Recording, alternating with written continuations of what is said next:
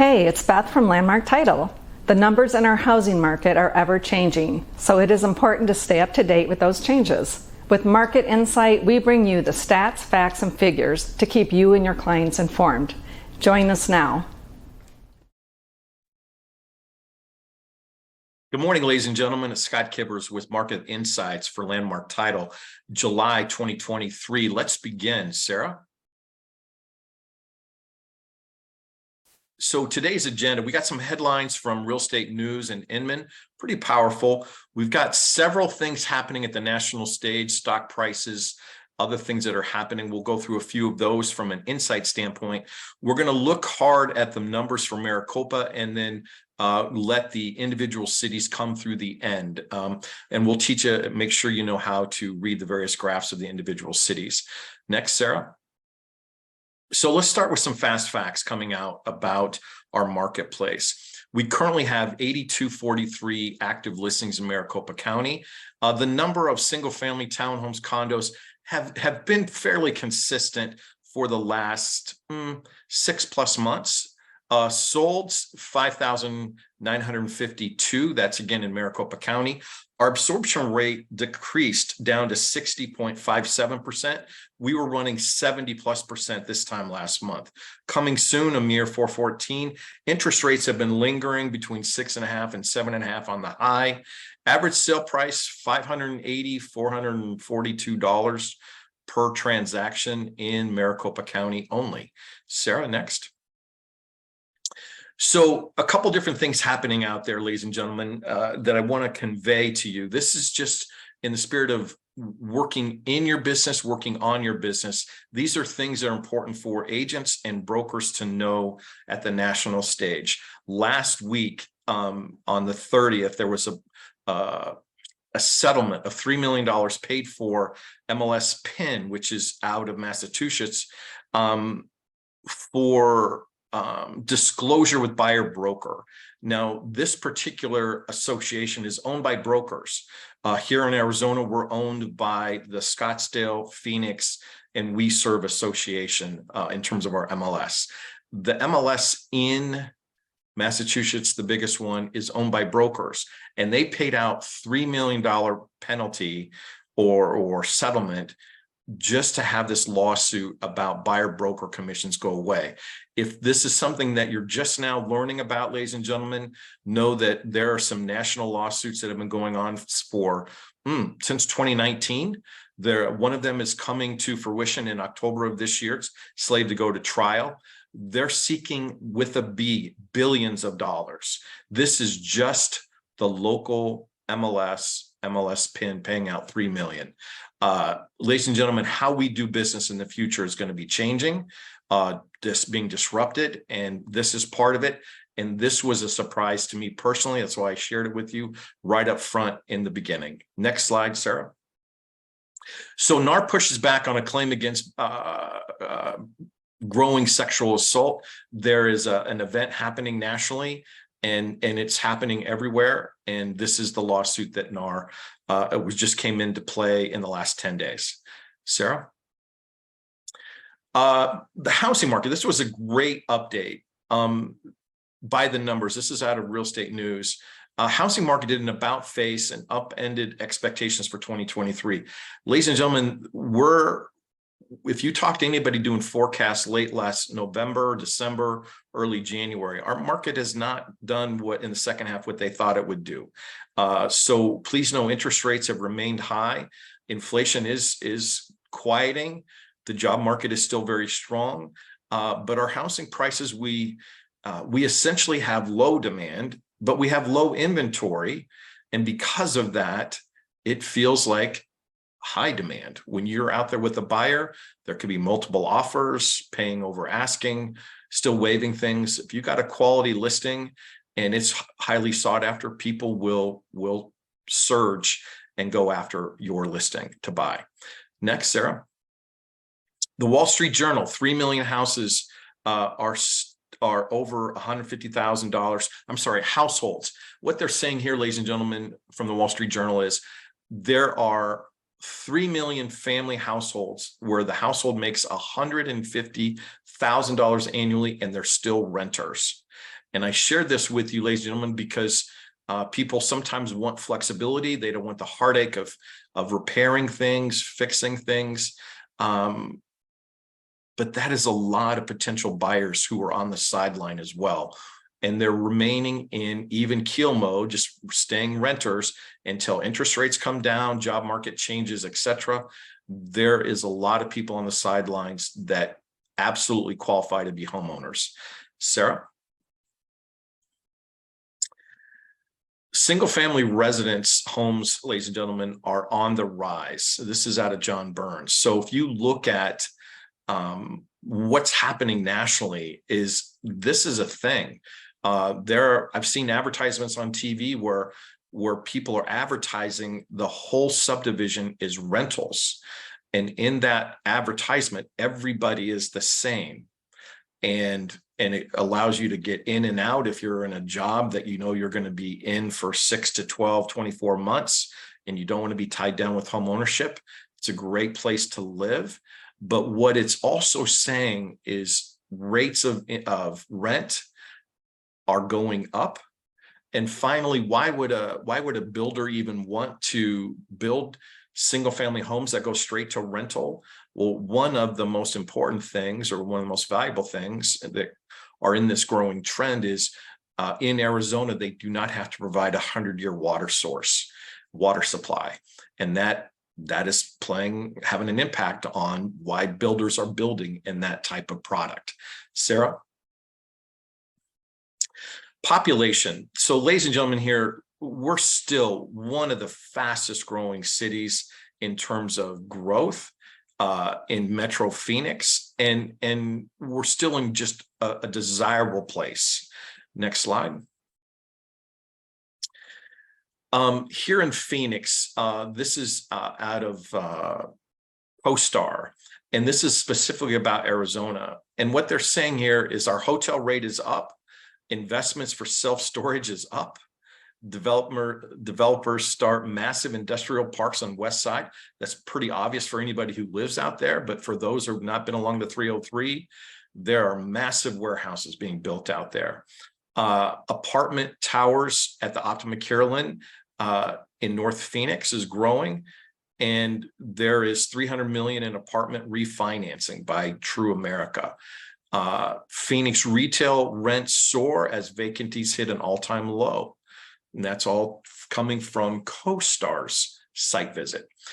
Sarah? Okay, ladies and gentlemen, I could spend a couple hours just on this one slide, but what I want to convey to the audience today, whether you're a single agent, a buyer agent, a listing agent, if you're a big team runner, if you're a broker, ladies and gentlemen, there's more disruption coming. And so what I invite you to do is to start watching key companies in our space.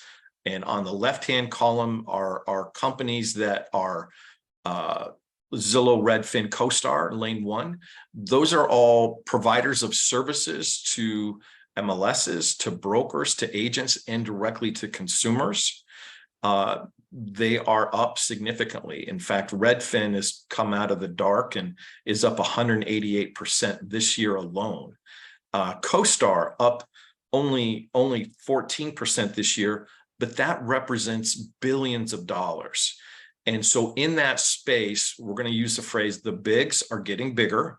And these are companies that provide services directly to a variety of agents, consumers. When you look at the top two bars there, Compass and EXP, both those companies are up as well. And I just want you to see what is being talked about and what is feeling an uptick in market share and market cap. And then in White, Anywhere, and Remax, more traditional companies, what are they experiencing? Both of them are down slightly, and their market caps are under $1 billion. Next, Sarah. Okay, this was a last-minute ad on Airbnb rentals versus home sales. And ladies and gentlemen, in Arizona, when we were not locked down as tight as, say, California was, our Airbnb rate of rental was super high. And as the pandemic has lessened and lessened, people are getting out and going to other places in Arizona. And the number of homes that are an Airbnb VRBO that are coming up for sale is starting to climb. And so watch this space, ladies and gentlemen, because some people got used to a high occupancy rate and built all their pro forma around that. And if that's not going to perform at the same rate, they're going to possibly look to be selling those properties in 2023 and beyond. Sarah, next. Okay, so we're about to go into some numbers here, but I want you to think not in terms of do I have a qualified buyer or seller. I want you to think about what mode they're in. And I blew up even keel mode.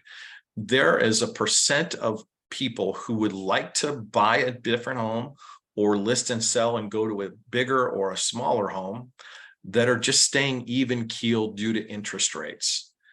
We know for a fact that 70% of homes that do have a mortgage, 70% have a mortgage under 4%.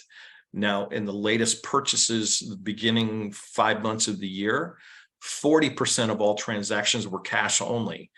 And so those that have cash and can perform are out there still performing. But there's people out there that truly would like to downsize, some of the baby boomers. And there's other people who would truly love to have a bigger home for the twins that are on the way. And they're remaining even keel because they don't want to surrender a low interest rate on their current property. So I just want to put that out in perspective. There's more people in even keel mode than normal. Sarah? So looking at some activity here, I'm going to just move this super quick. So ladies and gentlemen, total actives in MLS, 11,477. That is everything from Pinell and other parts of the US.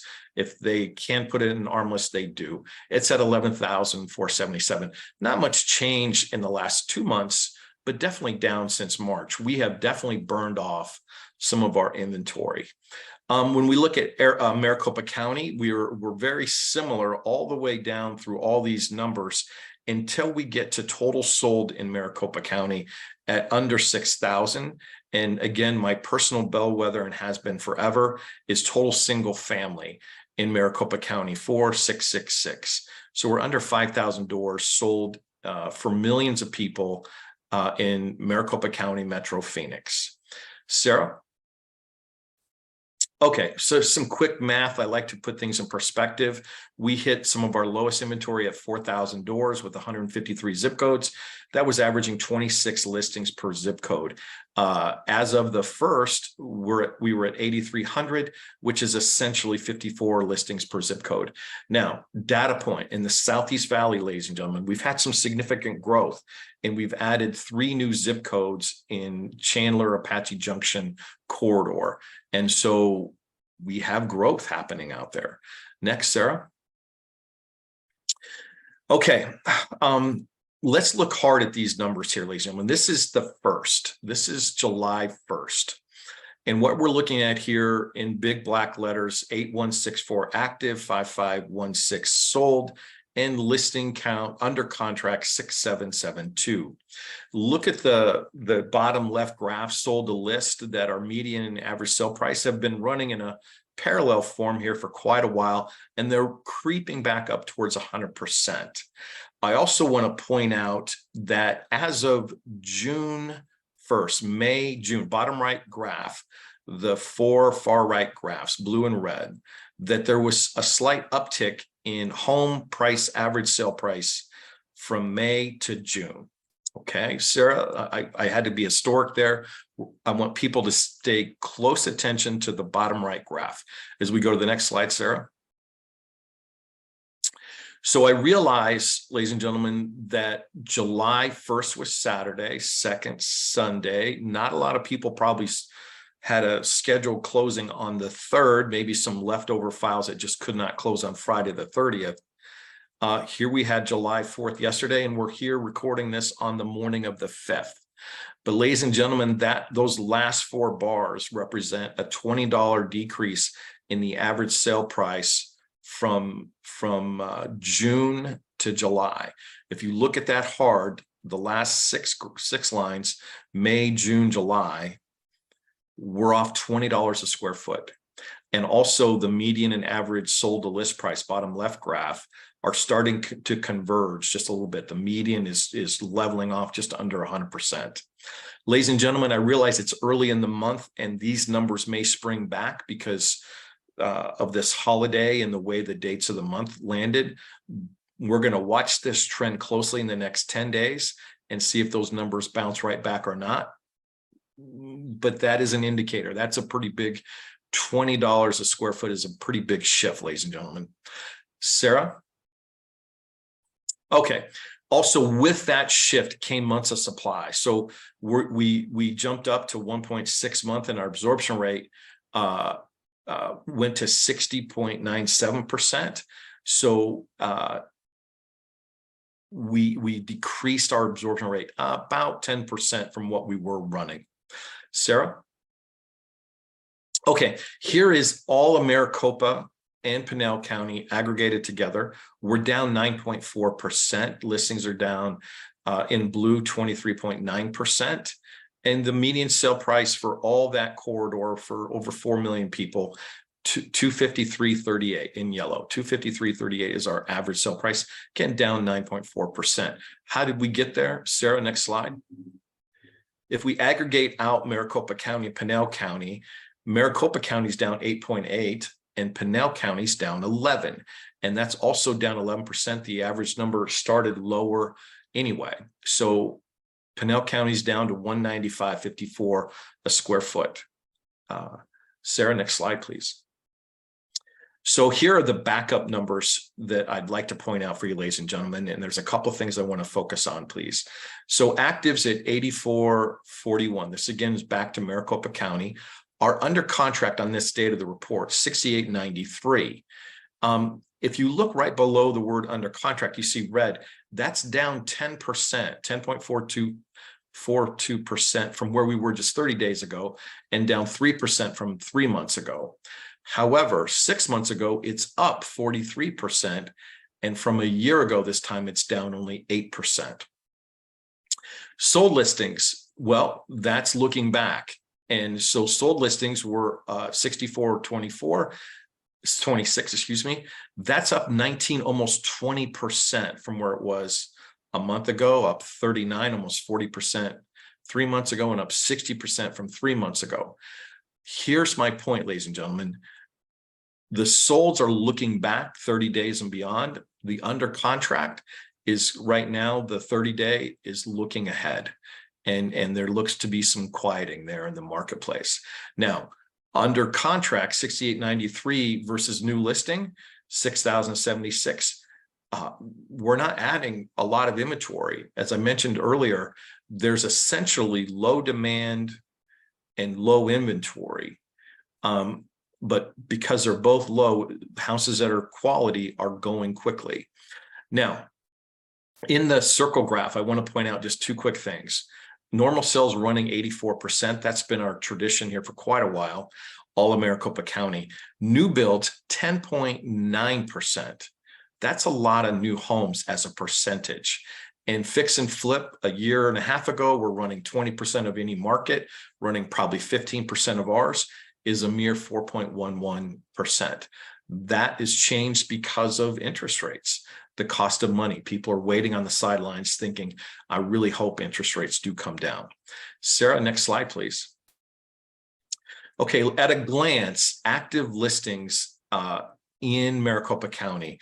And we've been tracking down the last 90 days from 9168 on the far right to 8441 to 8282. That really hasn't changed a lot.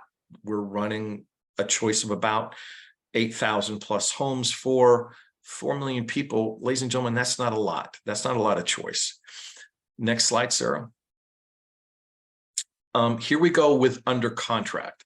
And this is as of June 1st. Ladies and gentlemen, what I want to point out here is that's about 1,000 doors fewer, 1,100 doors fewer than we had just 2 months ago. And we're going to feel that in our closed sales at the end of July going into August. August is usually a slower month due to back to school and reset of holiday vacations. So August and December traditionally are two of our slower months, and it's shaping up to look like that yet again. Sarah? Closed units. So we leapfrogged over May, and June came down to 5351 in Maricopa County. Ladies and gentlemen, at our peak, we were doing 12,000 listings closed in Maricopa County in our MLS. We have the capacity, manpower, skills, realtors to do all that. But this is why I led with even keel mode in terms of our marketplace. There are still a lot of people moving to Phoenix every single month. Straight to rental home market is growing, and the number of people closing on transactions is dwindling back to 5351. Sarah? And then finally here with new listings. And so that's been just over 7,000 the last 90 days. These are new homes coming into market. Clearly, we have the capacity to do a whole lot more than that. And we're kind of in even keel mode yet again.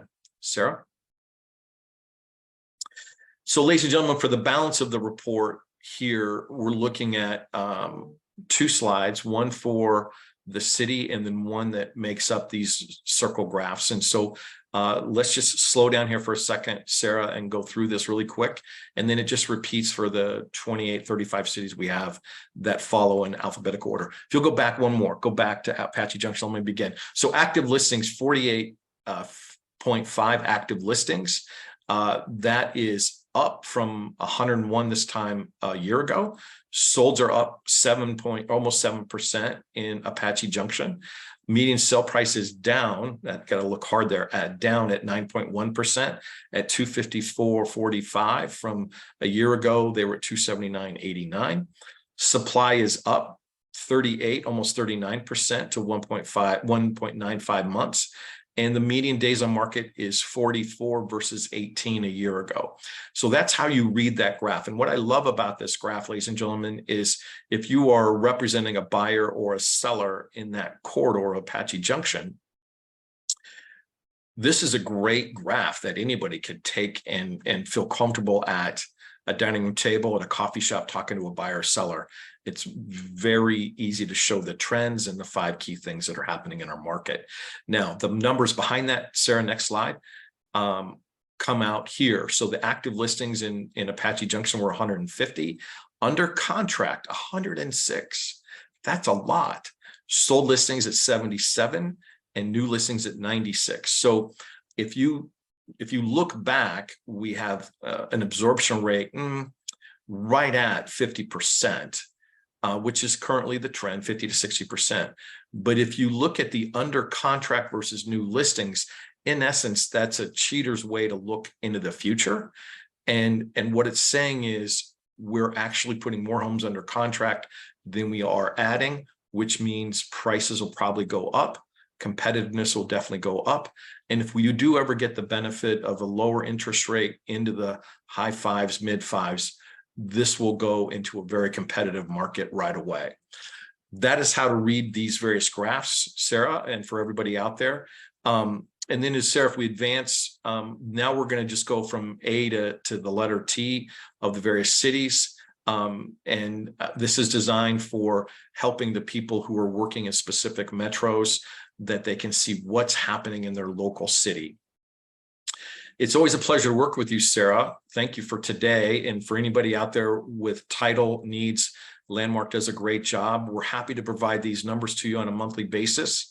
And for that, Sarah, I'm going to let you zing through there, come back live on the screen with me, and close with any other things you'd like to share. It's always a pleasure. Stay cool out there and wear sunscreen if you're out and about.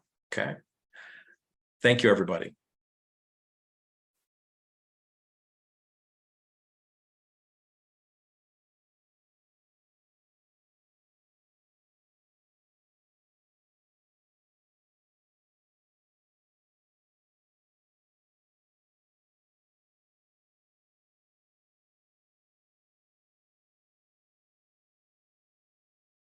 Thank you for watching. Join us every month on Market Insights to be the realtor in the know.